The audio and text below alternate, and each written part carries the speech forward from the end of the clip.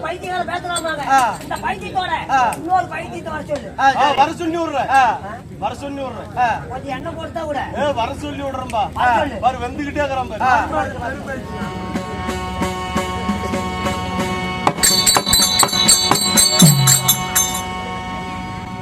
என்ன மாட்டுக்கு என்ன மூக்கணங்கிற கட்டுறீங்க ஒரு செமையா கொண்டு போறான் போய் பார்க்கலாம்